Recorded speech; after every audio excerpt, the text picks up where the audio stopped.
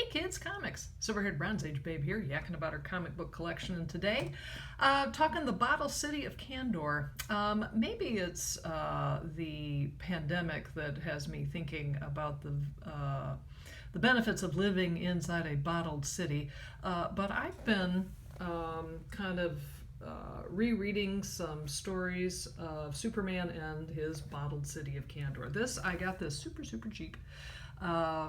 It's an old library copy of this, which is a collection of Kandor stories. So it gives you the very first one from Action Comics, where Brainiac shrinks the city of Kandor from Krypton and puts it in a bottle, and Superman basically takes it home to the Fortress of Solitude, and swears to find a way to enlarge all those people. And it has other stories where Lois Lane and Jimmy Olsen have their adventures in the Bottle City as well.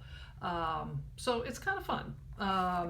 And it sent me looking through my collection for other stories of Kandor, and I'm sure I haven't found all of them, but these are just the ones that came to mind off the top of my head.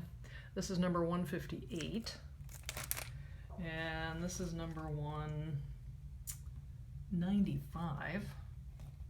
Sorry for the glare, but Mylar will do that for you, I guess.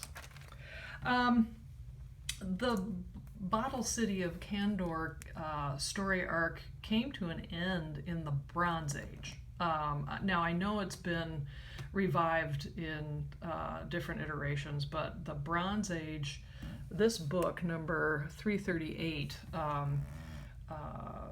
gave an ending to the Bottle City of Kandor, and it's a pretty good story. I actually like it, although I read recently that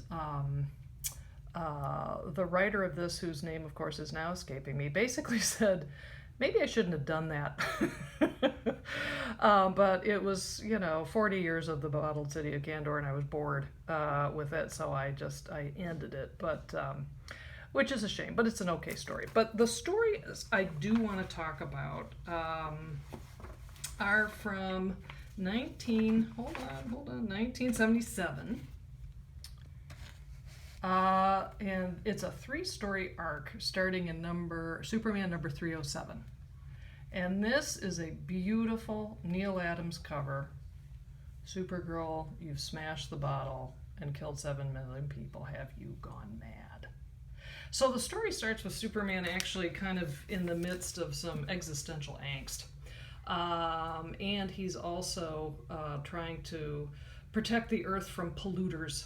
Again, the 70s were very big in ecological concern, and so this whole issue has him fighting people who would prefer to pollute the seas and the skies and the air and all that kind of stuff.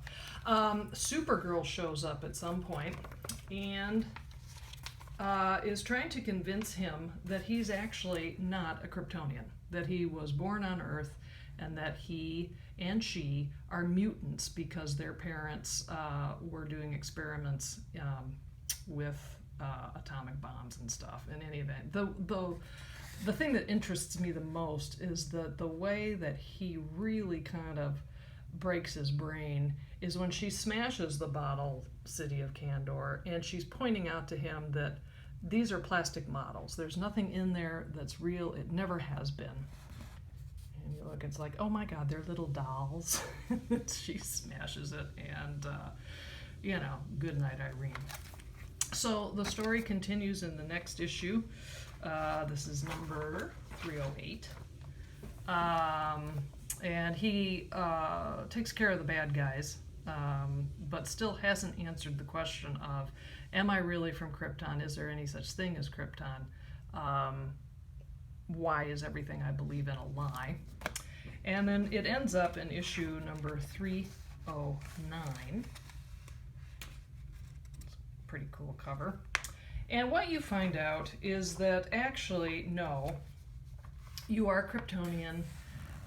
This has been a ploy by Supergirl and the Kandorians, who have been worried about his little psyche, that he's feeling, he's interfering in Earth far too much, a la if them polluters are going to pollute, you can't, interfere that much. And, feeling bad about the humans is kind of, you're going a little too far. And so Supergirl says, "That's right, Superman. The Kandorians are behind this entire fraud because they were concerned about your sanity. The way you were acting towards Earth, trying to protect it from mankind, interfering in matters which are none of your business, matters which should rightfully be decided by humanity itself." And then she has this thing where it's like, Kandorian psychologists, unlike Earth psychologists, feel that an emotional problem should be removed rather than solved. So they and I decided to remove your problem. And he says, by removing my belief in Krypton, which just shows to Goyu that, one of the things that strikes me of reading some of these Kandorian stories, and Kryptonians in general, they're not a nice bunch. I mean, they're just not very emotional, and on a Myers-Briggs score, they're T's for thinkers. And poor Cal has spent so much time on Earth with all of us emotional humans that it can cause a problem. So there you are. There's some stories from the Bottle City of Kandor. It's been really fun to dive into them. Well, thanks so much for stopping by. I'll see you next time.